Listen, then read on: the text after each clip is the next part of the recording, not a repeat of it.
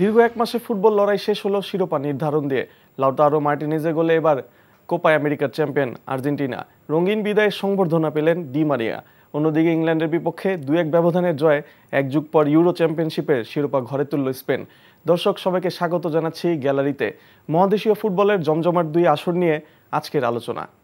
অতিথি হিসেবে উপস্থিত আছেন জাতীয় দলের সাবেক কোচ ও ফুটবলার শফিকুল ইসলাম মানিক। মানিক ভাই, কেমন আছেন? এই তো ভালো আছে। মানিক ভাই, দুটি ফুটবলের মহাদেশীয় শ্রেষ্ঠত্বের লড়াই আমরা দেখলাম যে শেষ হলো। সব মিলে দুটি টুর্নামেন্ট আপনি দেখলেন, কিভাবে দেখছেন? যে গত একটি মাস আসলে আমাদের সবারই, যারা খেলা প্রিয় মানুষ, ক্রিকেট ফুটবল সবারই একটি ভালো দখল গিয়েছে এবং এনজয়ও করেছে। আমি বলতে পারি যে ক্রিকেটে এই কথাই আসছে যে আমাদের বাংলাদেশ যেহেতু ওয়ার্ল্ড কাপ খেলেছে, ওই টাইমটাতেই কিন্তু ফুটবলও শুরু হয়েছে, যার জন্য রাতে 3টি খেলা দেখতে হয়েছে। দেখা গেল যে ক্রিকেটও দেখছি, তারপর পরে ইউরো দেখছি, তারপরে আবার যে ভোররাত্রে দেখছি হলো কোপা। তো যার কারণে আমরা ঘুমানোর ইয়েটা দিনের বেলায় সারতে হয়েছে সকলেরই, আমার মনে হয়, আমার একা না, অনেকেরই এটা গেছে। তো ভালো সময় কেটেছে এবং এনজয়েবল। প্রথম দিকে কোপার প্রাথমিক গ্রুপ পর্যায়ের খেলাগুলো খুব একটি ভালো লাগেনি। ইন্টারেস্টিং হয়েছে যখন নকআউট স্টেজে এসছে, তখনই কিন্তু খেলাগুলোর মূল ইয়েটা ভালো দিকটা দেখা দিয়েছে। তো আরেকটি জিনিস মিস করেছে এই কোপাতে বা ইউরোতে, স্টার প্লেয়ারদের কিছুটা অভাব। যদিও কিছু রাইজিং প্লেয়ার আছে, বেরোয় আসছে, বাট স্টার প্লেয়ারদের সংখ্যা কিন্তু অনেক কম ছিল।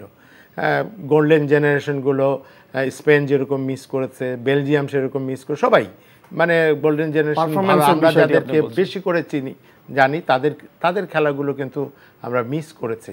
তারপরেও উপভোগ্য খেলা হয়েছে। নকআউট স্টেজে এসে নকআউট স্টেজে টাইব্রেকারে গিয়েছে, অনেক দল লাকিলি কোয়ালিফাই করে গেছে এবং ফাইনালি আমার মনে হয় যে বেস্ট টিমগুলোই ফাইনাল খেলেছে, আমার কাছে মনে হয়। আমরা আমাদের হাতে কোপা আমেরিকার ফাইনাল নিয়ে যে রিপোর্টটি রয়েছে সেটি দেখব। ত্রিমুকুটের হাতছানি অ্যাঙ্গেল ডিমারের বিদায়ী ম্যাচ। এই ম্যাচে পাফসকালে প্রাপ্তি থেকে হারানোর ভয় বেশি ছিল আর্জেন্টিনার জন্য। 66 মিনিটে আর্জেন্টাইন শিবিরে ভয় বাড়ল যখন চোটের বেদনায় মাঠ থেকে বিদায় নিলেন মেসি।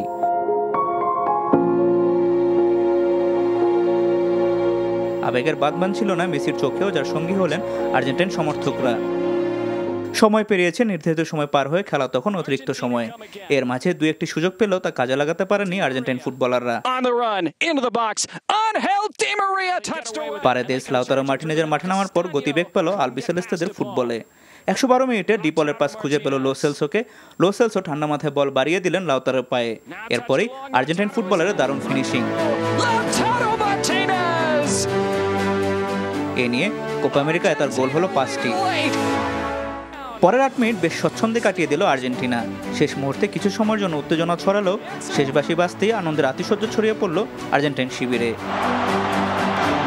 মেসি ডি মারিয়ার আনন্দ হলো দ্বিগুণ। স্পেনের পর দ্বিতীয় দল হিসেবে টানা 3টি বৈশ্বিক শিরোপা জিতল Argentina. He and his country, kings of the Americas, once again and overall, for a record 16th time. Match শেষে অ্যাঙ্গেল ডি মারিয়া জানিয়েছেন তার ক্যারিয়ারের শেষটা হলো স্বপ্নের মতো। স্বপ্নের মতো ইতি ঘটল ক্যারিয়ারের। যে স্বপ্ন ছিল ক্যারিয়ারের শুরুতে, তা পূরণ করে শেষ করতে পারাটা রূপকথার মতো। এর আগে মেরে 90 মিনিটে 2-1টি পরিষ্কার সুযোগ পেলেও তা কাজে লাগাতে পারেনি আর্জেন্টিনা কলম্বিয়ার ফুটবলাররা। মেসির বদলি হিসেবে নামা নিকো গঞ্জালেস বেশ কয়েকটি সুযোগ তৈরি করলেও তা গোলে রূপান্তরিত করতে পারেনি আর্জেন্টাইন ফুটবলাররা। 76 মিনিটে কলম্বিয়ার জালে বল জড়ালেও তা অফসাইডের জন্য বাতিল হয়।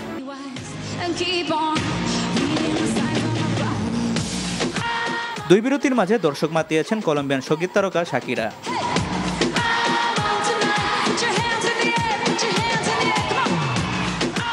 এর আগে দর্শকরা বিশৃঙ্খলা করায় এদিন খেলা শুরু হয়েছে নির্ধারিত সময়ের 1 ঘন্টা 15 মিনিট পর। স্বাগতিকদের এমন আয়োজনে প্রশ্ন উঠেছে আয়োজকদের সামর্থ্য নিয়ে।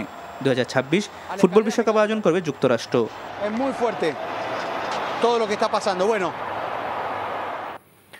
মানিক ভাই, অপ্রতিরোধ্য আর্জেন্টিনাকে নিয়ে কি বলবেন? আমি বলবো যে এই টুর্নামেন্টে কিন্তু তারা যে চ্যাম্পিয়ন, এটা প্রথম দিকে বোঝা যায়নি এবং লাকিলি কিন্তু ইকুয়েডরের সাথে আমি বলবো এই ম্যাচটা ইট ওয়াজ এ লাকি ম্যাচ। সো সেদিক থেকে বিবেচনা করলে আর্জেন্টিনার ওয়ার্ল্ড কাপের যে পারফরমেন্স, এই ধারাবাহিকতার পারফরমেন্স কিন্তু ছিল না। রেজাল্টের পারফরমেন্সটা ভালো ছিল, বাট ধারাবাহিক ভালো খেলার পারফরমেন্সটা ছিল না। মেসির একটু বয়স হয়েছে, এটা বোঝা গেছে, ইনজুরি ছিল এটাও বোঝা গিয়েছে, যার কারণে মেসি নির্ভর দল হওয়ার পরেও তারা মানে যতটা পারফর্ম করা দরকার ছিল সেই পারফর্মটা আসলে করতে পারেনি। তারপরে চ্যাম্পিয়ন দলের সাথে সবসময় লাক থাকে, এই লাকটা নিয়ে কিন্তু কোপা চ্যাম্পিয়ন হয়েছে আর্জেন্টিনা। তো অন্যদিকে আমি মনে করি যে কলম্বিয়া যেভাবে এসছে এবং কলম্বিয়া ব্রাজিলের সাথে খেলা দেখেন এবং সবার সাথেই যে তারা কিন্তু টাফ ফুটবল খেলেছে। এই কালকেই কিন্তু এই আজকের ফাইনাল ম্যাচটিতেই দেখা গেছে যে তারা কিছুটা রইস হয়ে খেলার ছিল। যখন তারা টেম্পটেড হয়েছে তখন কিন্তু তারা তাদের পারফরমেন্স হারিয়ে গেছে। এখানে এর আগেও কিন্তু তাদের 90 মিনিটসের ভিতর খুব ভালো পারফরমেন্স ছিল এবং তারা যে কোনো মুহূর্তে যে কোনো দলের জন্য থ্রেট ছিল। আর্জেন্টিনাকেও ভয় পাওয়ার ছিল, সবাই ভয় পাচ্ছিল কলম্বিয়াকে, বাট আলটিমেটলি কলম্বিয়া কিন্তু ওইভাবে ঘুরে দাঁড়াতে পারেনি। তো আমি মনে করি যে আর্জেন্টিনা তার সেরা দল হিসাবে এবং যোগ্য দল হিসেবেই লাস্টলি চ্যাম্পিয়ন হয়েছে, কিন্তু আমি মানে আরও ভালো পারফরমেন্স করা উচিত ছিল, দর্শকরা আরও খুশি হতো যদি আরও ভালো পারফরমেন্স করতে পারে। মানিক ভাই, কলম্বিয়ার যে অধিনায়ক হামেস রদ্রিগেজ 2014 বিশ্বকাপে কিন্তু তিনি ঝলক দেখিয়েছিলেন। দীর্ঘদিন পর তিনি কিন্তু আবারও এই টুর্নামেন্টে আসলেন এবং চমৎকার পারফরমেন্স ছিল, 6টি অ্যাসিস্ট করেছেন এবং যদি যোগ করি যে তিনি টুর্নামেন্ট সেরা প্লেয়ারও হয়েছেন। কেমন দেখলেন? ফাইনালে এসে কিন্তু সেই ঝলকটি দেখাতে পারেনি। আর তারপরে আমি বলবো যে যেমন যদি সুস্থ থাকে সেই খেলোয়াড়কে, একটা সেরা খেলোয়াড়কে মাঠ থেকে তুলে নেওয়াটা কিন্তু আমার কাছে মনে হয়নি যথাযথ কাজ করেছে, কারণ তখনও ড্র চলছিল। রদ্রিগেজ এমন একটি প্লেয়ার যে কোনো মুহূর্তে সেট পিস থেকে গোল করানোর সক্ষমতা রাখে এবং ভালো ফাইনাল পাস দেওয়ার ভালো ক্ষমতা রাখে। তাকে তুলে নেওয়াটা আমার মনে হয় যে কলম্বিয়ার জন্য খুব একটা ভালো দিক হয়নি। তো আমি তারপর তার পারফরমেন্স অনেক দিন পরে ভালো দেখলাম, সেও আমার one of the best player ছিল। সে রিয়াল মাদ্রিদে যাওয়ার পরে কিন্তু তার ভালো পারফরমেন্স না করার কারণে সে আবার পিছিয়ে গেছে। এখন আবার নতুনভাবে যদি তাকে তুলে ধরতে পারে। কোপা আমেরিকার অন্য দলগুলি নিয়ে যদি বলি, উরুগুয়ে আমরা দেখেছি যে তারা কলম্বিয়ার সঙ্গে কিন্তু শেষ পর্যন্ত বড় বড় তারকা সম্বলিত একটি দল, তাও তারা কিন্তু ফাইনালে পৌঁছতে পারেনি। না, উরুগুয়ের ওভারঅল পারফরমেন্স ভালো। তাদের অনেক দিন পর, তাদের যদিও অনেক স্টার প্লেয়াররা নাই, সুয়ারেজ কিন্তু চেঞ্জিং প্লেয়ার হিসেবে সবসময় নেমেছে এবং সবচেয়ে মজার জিনিস হলো যে সুয়ারেজ চেঞ্জিং হয়ে ওই 3rd পজিশনে তার গোল এবং টাইব্রেকারের গোল সে তার দলকে নিয়ে আসছে। আর আরেকটি মার্টিনেজ হাই স্কোরার হয়েছে, গোল্ডেন বুট পেয়েছে, অনলি চেঞ্জিং প্লেয়ার। এই রেকর্ড কিন্তু অনেকের নাই আমার জানা মতে। চেঞ্জিং প্লেয়ার এসে সে এই টুর্নামেন্টে হাই স্কোরার হয়েছে, এটা কিন্তু দেখার ভিতরে। তাকে তার উপলব্ধিটা যদি দেখেন যে খেলা শেষে সে কী যেন একটা ফিল করছিল, সে যে এত ফাইনালে গোল করেছে, হাই স্কোরার হয়েছে, তারপরে তার কিছু একটা অভাব বোধে অনুভূত হচ্ছিল যে কেন সে বেস্ট 11-এ খেলতে পারেনি। হ্যাঁ, তো আমার কাছে মনে হয় যে মার্টিনেজ তার 2022 সালে যে ওয়ার্ল্ড কাপের পারফরমেন্স, এই পারফরমেন্সটা হয়তো এখানেও দেখাতে চেয়েছিল, সেই সুযোগটা দেয়নি, কিন্তু বিধাতা ঠিকই তাকে সম্মানের জায়গায় রেখেছে। ডি মারিয়ার প্রসঙ্গ যদি আনি, শেষ ম্যাচটি খেলে ফেলেছেন তিনি। হ্যাঁ, ডি মারিয়া আমাদের কাছে একটা ভদ্র খেলোয়াড় আমি বলবো, সবাই দেখলেই বোঝা যায় সে দীর্ঘদিন 36 বছর বয়স হয়ে গেছে ওর, তারপরে এই বয়সে সে 90 মিনিটের পরেও এক্সট্রা টাইম খেলেছে ডিউ টু মেসি নাই বলে, এবং তার পারফরমেন্সটা এবং চ্যাম্পিয়ন হওয়াটা এটা তার জন্য অবশ্যই বিদায়ের সময় একটা বিরাট কিছু পাওয়া, এবং সে উল্লেখ করেছে তাই, এবং আর্জেন্টিনার দর্শকরা অন্তত তাকে দীর্ঘদিন মনে রাখবে। ডি মারিয়ার যে ক্যারিয়ার আমরা দেখেছি যে ফাইনালের সবগুলো, তার ক্যারিয়ারে যতগুলো ফাইনাল খেলেছে তিনি স্কোর করেছেন, আজকে হয়তো বা গোল করতে পারেননি, কিন্তু তার ওভারঅল পারফরমেন্স যদি বলেন। না, অবশ্যই ভালো। মাঝে মাঝে হয়তো 11-এর সুযোগ পায়নি, আবার বেস্ট 11-এ খেলার পরে তুলে নিয়েছে, বাট ওভারঅল তার বয়সের কারণে হয়তো কোচ তাকে স্কলানি তাকে তুলে নিয়ে আসতেছে, এটা একটা কৌশলগত দিক। কিন্তু কালকের ম্যাচে যেহেতু সে জানে যে স্কলানি জানে যে তার সে শতভাগ দিবে এবং শেষ পর্যন্ত দিবে, মরে গেলেও হয়তো লাস্ট মিনিট পর্যন্ত খেলবে। এইটা তার একটা, আমার মনে হয় যে স্কলানির ডি মারিয়ার প্রতি একটা সহানুভূতিও বলবো, সহানুভূতি প্লাস হলো ডি মারিয়া দেখিয়ে দিয়েছে যে তার যে সহানুভূতিটা আদায় করেছে সেটা সে কোচকে রিটার্ন দিয়েছে এবং একসময় তো ক্যাপ্টেন বেস পড়েছে, মেসি ওঠার পরে কিন্তু তাকেই ক্যাপ্টেন দিয়েছে। তো সেই ক্ষেত্রে আমি বলবো যে ডি মারিয়া তার শেষ সময়টা ভালো সময় কাটিয়েছে এবং চিরদিন মনে রাখার মতো, যে যতদিন বেঁচে থাকবে তার কাছে এটাই একটা শ্রেষ্ঠ ম্যাচ হিসাবে আমরা দেখেছি যে উদযাপনের সময় কি তাকে প্রায়োরিটি দিয়েছেন লিওনেল মেসি ডি মারিয়াকে ডেকে, যে এটা ডেফিনেটলি খেলোয়াড়দের মাঝে এই সম্মান বোধটা থাকে এবং সবাই যে চলে যায় তাকে সুন্দরভাবে বিদায় দিতে পারলে সবাই খুশি হয় এবং ডি মারিয়ার ক্ষেত্রে তাই করেছে তার সতীর্থরা। ইউরো কাপ কোপা আমেরিকা নিয়ে কথা বলছি শফিকুল ইসলাম মানিকের সঙ্গে। মানিক ভাই, আমরা বলছিলাম লিওনেল স্কালোনি আর্জেন্টিনার কোচ, তার স্কিল নিয়ে তিনি একের পর এক ট্রফি দিয়েই চলছেন। দীর্ঘ 36 বছর যে খরা, তারপরে কিন্তু তিনি আর থামছেন না, একের পর এক ট্রফি দিয়েই চলছেন। স্কালোনি আসার পরেই কিন্তু এই গত 3 বছর তাদের রেজাল্টের পারফরমেন্স অনেক উপরে এবং একটা কোচ একদিনই তো আর তৈরি হয় না, দিস ইজ একটা প্রতিষ্ঠান। সে তার স্কিল না শুধু সব কিছু বিবেচনা করলে সে একটা পরীক্ষিত কোচ এখন, এবং তার হাত ধরে খেলোয়াড়কে কিভাবে মানিয়ে নিতে হবে, খেলোয়াড়দের সাথে কিভাবে ভালো ব্যবহার করলে পারফরমেন্সটা বেটার করতে হবে। স্টার প্লেয়ার আছে তার, সবচেয়ে পৃথিবীর সেরা খেলোয়াড়টি তার থেকে কীভাবে পারফরমেন্স আদায় করতে হবে সেগুলো জানে। একটা কোচের সঙ্গে সেই বৈশিষ্ট্যই দরকার খেলোয়াড়দের সাথে, এবং সব খেলোয়াড় কিন্তু তার প্রতি সন্তুষ্ট না। দেখবেন 2-1 হয়তো অসন্তুষ্ট আছে, কিন্তু ম্যাক্সিমাম খেলোয়াড় তার প্রতি সন্তুষ্ট, তার পারফরমেন্সে সন্তুষ্ট, তার রেজাল্টে সন্তুষ্ট। সে যখন যা করছে সেটা কাজে লাগছে। যে চেঞ্জিংটা ধরতে পারি, 3টা চেঞ্জিং করার পরেই কিন্তু খেলার ধারা চেঞ্জ হয়ে গেছে এবং গোলটাও তখনই বের হয়েছে। তো এগুলো কিন্তু কোচের ভাগ্য নির্ধারণ করে অনেক ক্ষেত্রে, এবং স্কলানির ভাগ্য আমি মনে করি আর্জেন্টিনার সাথে মিশে গেছে। মাঝখানে গুঞ্জন ছিল দেশে চলে যাবে, অভিমানের সুরে হোক যেভাবে হোক চলে যাবে, কিন্তু তাকে ধরে রাখতে সমর্থ হয়েছে আর্জেন্টিনা ফেডারেশন। এটা কিন্তু বিরাট দিক, এবং তাকে দিয়ে কিন্তু নেক্সট ওয়ার্ল্ড কাপের কথাও তার হাতেই কিন্তু এই ওয়ার্ল্ড কাপ টিমটি থাকবে। তো সেখানে হয়তো মেসিও থাকবে। মেসি তার একটা আইকন খেলোয়াড় এবং অন্যান্য খেলোয়াড়ের জন্য উৎসাহের যোগানদাতা বলা যেতে পারে। তো সেক্ষেত্রে আমি মনে করি যে স্কলানি এই সময়কার একজন সেরা, মানে জাতীয় দলের, ক্লাব ক্ষেত্রে অনেকেই বড় বড় কোচ আছে, জাতীয় দলের কোচ হিসেবে one of the best coach.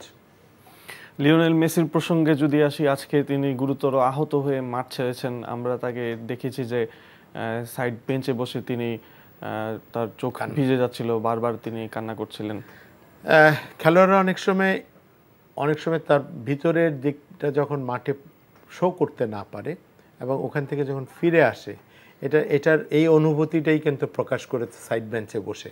তখন তারা হয়তো ইচ্ছে ছিল আজকের ম্যাচে গোল করে দলকে জেতাবে, সেই সুযোগটা থেকে সে বঞ্চিত হয়েছে।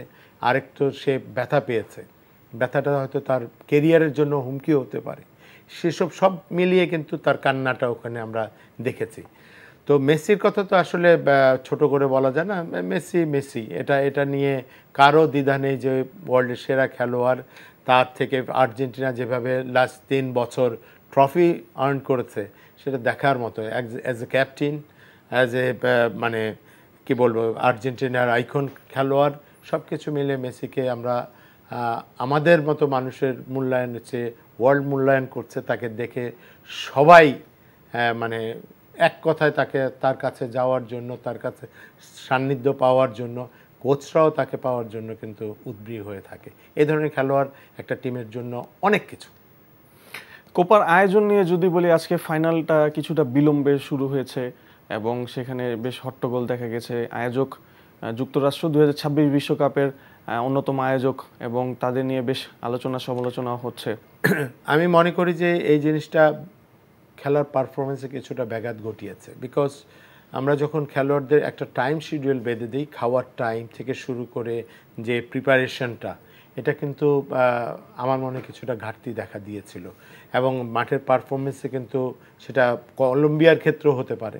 কলম্বিয়া হয়তো তার সঠিক পারফরমেন্সটা আজকের ম্যাচে করতে পারেনি, এই কারণেও হতে পারে। এই ব্লেমটা হয়তো অর্গানাইজারদের দিকেই যেতে পারে। তো আমি মনে করি এই ধরনের সিচুয়েশন এই লেভেলের ফুটবলে, এই ধরনের বড় টুর্নামেন্টে হওয়াটা ঠিক নয়, বাঞ্ছনীয় নয়, কেউ প্রত্যাশা করে না। তবে অনেক সময় তো বৃষ্টির কারণে, অতিমাত্রায় কারণে, আবহাওয়ার কারণেও অনেক সময় হয়ে থাকে। তো খেলোয়াড়রা কিন্তু এই জিনিসগুলো মানিয়ে নেয়। তাই সেক্ষেত্রে আমি মনে করি যে আয়োজকরা সতর্ক হবে, কিন্তু খেলোয়াড়রা অভিযোগ করলে সেটা হয়তো আমি মনে করি যে সঠিক হবে না। বিকজ অনেক সময় ম্যাচের মধ্যে অনেক সময় মাঠের বাইরে চলে যেতে হয় বৃষ্টির কারণে, আবার ম্যাচে ফিরে আসতে হয়। এগুলো কিন্তু খেলোয়াড়দেরকে রপ্ত করেই কিন্তু মাঠে ভালো পারফরমেন্স করতে হয়। তবে আয়োজক হিসেবে সতর্ক থাকা অবশ্যই। নেক্সট ওয়ার্ল্ড কাপের জন্য আমেরিকাকে এটার জন্য কিছুটা জবাবদিহিতার ভিতরে আসতে হবে এবং নেক্সট যাতে না, ওয়ার্ল্ড কাপে যাতে এই ধরনের ঘটনা না ঘটে সেদিকে লক্ষ্য রাখা অবশ্যই দরকার। মানিক ভাই, ইউরোর প্রসঙ্গে যদি বলি, স্পেন চ্যাম্পিয়ন হলো, এক যুগ পর তারা ট্রফিটি হাতে নিল, সব মিলে কেমন ছিল তাদের খেলা? প্রথম দিকে স্পেনকে সবাই মনে করছে যে প্রমিজিং টিম, ভালো একটা টিম এবং ভালো রেজাল্ট করবে, এতটা ভালো করবে কেউ এক্সপেক্ট। চলছে ইউরোপ ও কোপা আমেরিকা নিয়ে বিশ্লেষণ। আমরা এবার আবারও কথা বলছি আমাদের শফিকুল ইসলাম মানিক ভাইয়ের সঙ্গে। মানিক ভাই, স্পেনের যে ফাইনালটি হলো গত রাতে, এবং আপনি ম্যাচটি অবশ্যই দেখেছেন, সব মিলে কেমন লাগলো ম্যাচটি? এই ম্যাচটি আমরা প্রথম দিকে ফাইনালের মতোই যারা মনে করে আর কি, যে ফাইনালের মতো ফাইনালটা কেমন হবে, এক্সাইটেড বেশি থাকে। শুরুটা কিন্তু তাই করেছে, সব প্লেয়াররা খুব এক্সাইটেড ছিল, স্লো, নট এত খুব তাড়াহুড়া করেনি, যে খেলবে। সেকেন্ড হাফে যে তখন রেজাল্ট বাইট করার জন্য দুই দলই ভালো খেলার জন্য চেষ্টা করেছে, উপভোগ্য হয়েছে সেকেন্ড হাফে যেয়ে। তো সেই ক্ষেত্রে স্পেন এগিয়ে যায় এবং স্পেনের এই এগিয়ে যাওয়াটাই তাদের যে এনার্জেটিক প্লেয়ার, তাদের যে টেকনিক্যালি সাউন্ড প্লেয়ারগুলো সেই জায়গাতে ডমিনেট করেছে বেশি। ইংল্যান্ড আস্তে আস্তে যেই চেঞ্জিংগুলো আনছে সেগুলোও ভালো করতে পারেনি। হোয়ার ইজ স্পেনের চেঞ্জ সব কিছু মিলিয়ে Spain was the better team that side. এবং ওভারঅল যদি চিন্তা করি এই টুর্নামেন্টে প্রথম থেকে স্পেন কিন্তু জিতেই আসছে, আনবিটেন চ্যাম্পিয়ন হলো। সো এটা স্পেনের থেকে সবাই প্রত্যাশাই করেছে যে স্পেন ভালো করবে এবং পাল্লাটাও ভারী ছিল স্পেনের দিকেই। ইংল্যান্ড যদি কিছু করতে পারতো, মিরাকেলি তাদের ভালো কিছু করতে হতো। ইংল্যান্ড কিন্তু নকআউট স্টেজে দুইটাই টাইব্রেকারে কিন্তু জিততে হয়েছে, যে হোয়ার ইজ স্পেনে কিন্তু সেটি লাগেনি। সেক্ষেত্রে আমি মনে করি যে যোগ্য দল হিসাবে স্পেন চ্যাম্পিয়ন হয়েছে। স্পেনের যে তরুণ প্লেয়াররা রয়েছেন তাদের মধ্যে অন্যতম হচ্ছে ইয়ামাল, তাকে নিয়ে বেশ ইয়ামাল এবং উইলিয়ামসও কাছাকাছি এইজেরই। তো আমি মনে করি যে এই তো শুরু করলো এবং এটা কতদিন মানে স্টার হবে, এখন ক্লাব কিনবে, ক্লাব বেচা কেনা হবে, ক্লাবে যে পলিশ হয় খেলোয়াড়, শুধু জাতীয় দলেই ক্লাবের পারফরমেন্সই তাকে হয়তো অনেক দূর নিয়ে যাবে। তো দেখা যাক, আমরা অপেক্ষা করব। বাট এই টুর্নামেন্টে সে ভালো খেলেছে, প্রমিজিং প্লেয়ার হিসেবে পুরস্কার পেয়েছে। আমি মনে করি যে ওকে আমরা আরও দেখা দরকার যে সে কতটুকু ভালো করতে পারে। এখনই আমরা মেসির কাছাকাছি ভাববো না, এখনই আমরা রোনাল্ডোর কাছাকাছি ভাববো না, তার সময় আছে, সময় দেখি তাকে মূল্যায়ন করতে হবে। মানিক ভাই, আরেকটি বিষয় নিয়ে কথা বলছিলাম যে ইংল্যান্ডের কোচ সাউথগেট পরপর দুটি ইউরোর ফাইনালে দলকে তুলেছেন এবং শেষ পর্যন্ত ব্যর্থ হচ্ছেন। তিনি কি আসলে ব্যর্থ, বা তার যোগ্যতা অনুযায়ী কি তিনি ঠিক জায়গায় আছেন? ওয়ার্ল্ডের সেরা লিগের টিম হিসেবে ইংল্যান্ড কিন্তু একটি দল। ইংল্যান্ডের লিগটাকে সেরা লিগের ভিতরে ধরা হয়। তো সেক্ষেত্রে ওই দলের কোচ হিসাবে সাউথগেট অবশ্যই গতবারও ভালো করেছে এবং ওয়ার্ল্ড কাপেও খুব বেশি খারাপ করেছে আমি বলবো না, আনলাকিলি সে ওখান থেকে স্লিপ করেছে। বাট দুটি টুর্নামেন্টে কিন্তু ফাইনাল খেলেছে, এটা কিন্তু বিরাট কিছু, একটা ধারাবাহিক পারফরমেন্সের একটি রেজাল্ট। ফাইনালে এনিবডিজ ম্যাচ হয়, ওখান থেকে ক্লিক করাটা ভাগ্যের সহায়তা লাগে, সেক্ষেত্রে হয়তো ইংল্যান্ড সেটা পারেনি। বাট সাউথগেটকে এতটা এখনই দোষ দেওয়ার মতো কিছু না, যদিও সে প্রথম দিকে 4 ডিফেন্ডার নিয়ে খেলেছে, পরবর্তীতে 3 আবার 5 মিডফিল্ডার 5 ডিফেন্সও বলতে পারি, সেই ফরমেশনে গিয়েছে, সেটাই বেশি কাজে দিয়েছে। তো হয়তো কাল ফাইনাল ম্যাচে এসে সেটা কাজে দেয়নি, গোলের চান্সেসও তারা মিস করেছে। 2-2 ড্র হলে তারপর টাইব্রেকারে গেলে কি হতো নবডি নোজ। সো দ্যাট এটা আমি মনে করি যে সাউথগেটকে এত তাড়াতাড়ি খারাপ ভাবারও কিছু নাই এবং তাকে ফেলে দেওয়ার মতো কিছু করেনি সে। তাকে যোগ্য কোচ হিসেবে আমার মনে হয় আগামী ওয়ার্ল্ড কাপ পর্যন্ত রেখে দিতে পারে ইংল্যান্ড। সাবেক চ্যাম্পিয়ন ফ্রান্সকে নিয়ে যদি বলি, তাদের খেলা নিয়ে বেশ বিরক্তিকর একটি প্রসঙ্গ চলে আসে। পরবর্তীতে তাদের যে কোচ দেশম বলেছিলেন যে যদি বিরক্তি লাগে তাহলে প্রয়োজনে খেলা দেখবেন না। তাদের খেলা নিয়ে যদি বলেন এবারে। না, ফ্রান্স যেহেতু মানে গত ওয়ার্ল্ড কাপের পর থেকেই তাদের পারফরমেন্সের কিছুটা ঘাটতি আছে। ফ্রান্স গত ওয়ার্ল্ড কাপে আনলাকিলি আর্জেন্টিনার সাথে হেরে গেছে। তো সেই ক্ষেত্রে আমি বলবো যে ফ্রান্সের এইবারে খেলাতে আসলে মনোপুত হয়নি। সবার প্রত্যাশা থাকে যে ওয়ার্ল্ডের সেরা দলের একটি দল হইলে, যেখানে এমবাপ্পের মতো প্লেয়ার আছে, তো তার কাছেও প্রত্যাশা অনেক বেশি ছিল, সেও কতটা ভালো খেলতে পারেনি। তো সেক্ষেত্রে মনে করি যে ফ্রান্স অনেক খেলোয়াড় আছে, প্রচুর খেলোয়াড় আছে, ফ্রান্স ঘুরে দাঁড়াবে। এবং বিরক্তিকর যে কথাটা এবারের আছে যে লাস্ট 3টি গোলের ভিতরে 1টি গোলে হলো ফিল্ড গোল করেছে, আর গোলগুলো একটি সুইসাইড গোল, আরেকটি করেছে হলো পেনাল্টি থেকে। সো দ্যাট আমি মনে করি যে এটাই হয়তো দর্শকের কাছে খারাপ লাগতে পারে। এবং ফ্রান্সকে এত তাড়াতাড়ি খারাপ ভাবার কিছু নাই, তারা ধারাবাহিক পারফর্মার, কিন্তু ওয়ার্ল্ড কাপেও দেখা যায়, ইউরোর ফুটবলও। So France is a France. তবে দর্শকদের কাছে রেজাল্ট না পেলেই কিছুটা বৈরতার শিকার হতে হয়, সেটাই হয়েছে ফ্রান্স। আমি মনে করি নেক্সট আবার তারা ঘুরে দাঁড়াবে। পর্তুগালের ক্রিশ্চিয়ানো রোনালদো এবং পেপে, আবার যদি বলি ক্রোয়েশিয়ার লুকা মদ্রিচ, তাদের শেষ ইউরো ছিল, সম্ভবত শেষ ইউরোই বলা যায়। হ্যাঁ, অবশ্যই ক্রিশ্চিয়ানো রোনালদো 4 বছর পরে খেলাটা তো অবান্তর, অলরেডি পেপে ছেড়ে দিয়েছে। সো আমার কাছে অলিভার জিরো খেলা ছেড়ে দিয়েছে, মানে এখান থেকে রিটায়ার্ড করেছে।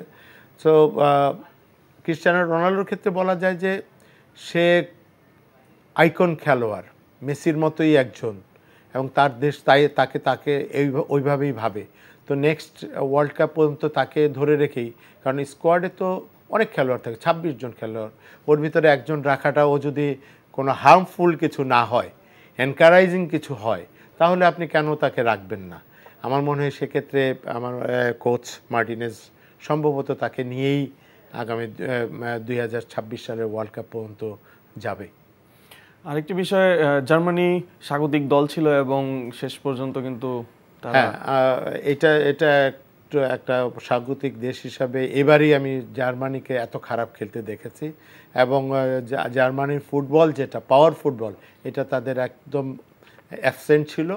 তো আমার মনে হয় জার্মানির জন্য একটা শিক্ষা, নেক্সট ওয়ার্ল্ড কাপে তারা ভালো করার জন্য এটাই কিন্তু তাদের একটা শিক্ষার টুর্নামেন্ট হতে পারে। নেক্সটে হয়তো ওয়ার্ল্ড কাপ কীভাবে ভালো করা যায় সেদিকে লক্ষ্য, কারণ জার্মান সবসময় ওয়ার্ল্ড কাপে যে ভালো করে, কোয়ার্টার ফাইনাল, সেমিফাইনাল, ওই পর্যন্ত তারা যায়। তো সেটা যেতে হলে তাদেরকে এই শিক্ষাটা নিয়েই ভালো করতে হবে। আমরা জেনেছি যে কিছুক্ষণ আগে আমরা জেনেছি যে মুলার তিনি অবসরের ঘোষণা দিয়েছেন জার্মানি, এবং তাদের অন্যতম সেরা মিডফিল্ডার টনি ক্রুজও কিন্তু এবার ইউরো মাধ্যমেই শেষ করেছেন ক্যারিয়ার। আমরা মানিক ভাইয়ের কাছে আসব। দর্শক, এবার আমরা শেষ করব, এবং মানিক ভাই, আপনি যদি বাংলাদেশের ফুটবল নিয়ে ছোট করে কিছু বলেন। বাংলাদেশের ফুটবলে আসলে আমরা অনেক দিন ধরে কথা সবাই বলে, তো আমরাও বলি, সবাই বলে, কিন্তু কিছুটা ঘুরে দাঁড়িয়েছে, কিন্তু সম্পূর্ণ না। আমরা আশাবাদী ছিলাম যে এবার হয়তো ওয়ার্ল্ড কাপ কোয়ালিফাইং রাউন্ডে আরেকটু ভালো করবে, বাট ভালো করতে পারেনি। আর সবচেয়ে বিস্ময়কর ব্যাপার হচ্ছে যে ব্রাজিলের মতোই আমাদের এইবার বাংলাদেশে প্রচুর ন্যাশনাল টিমের প্লেয়ার, প্রতি টুর্নামেন্টে প্রচুর ন্যাশনাল টিমের প্লেয়ার তৈরি হচ্ছে। আমাদের কিন্তু ওই মানের খেলোয়াড় নাই যারা প্রতিনিয়তই ন্যাশনাল টিমে খেলবে, বাট কোচরা সেই সুযোগগুলো দিচ্ছে। তো আমার মনে হয় একটি টিম যদি করে দীর্ঘদিনের ইয়ের ভিতর রাখা যায়, তাহলে পরবর্তী টুর্নামেন্টগুলোকে টার্গেট করে যদি করতে পারে তাহলে ভালো করবে। আর ফেডারেশনের অবশ্যই আমার মনে হয় যে এখন আমরা ভীষণ ওইভাবে তৈরি দিতে পারিনি, যেখানে আমরা কোথায় পৌঁছবো, কোন লক্ষ্যে পৌঁছবো, এখন পর্যন্ত ফেডারেশন সেটা দিতে পারেনি। আমার মনে হয় দেওয়া উচিত। আমরা কত বছর পরে একটা জায়গায় পৌঁছাবো, দর্শকদের এই জায়গাটাতে এনশিওর করা উচিত। তাহলে দর্শকরা খারাপ ভালোটা এখন বিশ্লেষণ করবে না, ভালো দিকটার জন্য আশাবাদী হবে। আমাদেরও সবারই চাওয়া যে বাংলাদেশের ফুটবল জেগে উঠবে, এবং ধন্যবাদ মানিক ভাই, আপনি আমাদের সঙ্গে আজ উপস্থিত ছিলেন। দর্শক, এবার বিদায়ের পালা। আগামী পর্বে আবার উপস্থিত হব ক্রীড়া বিশ্বের আলোচিত বিষয়গুলো নিয়ে। এতক্ষণ থাকার জন্য ধন্যবাদ, সবাই ভালো থাকবেন।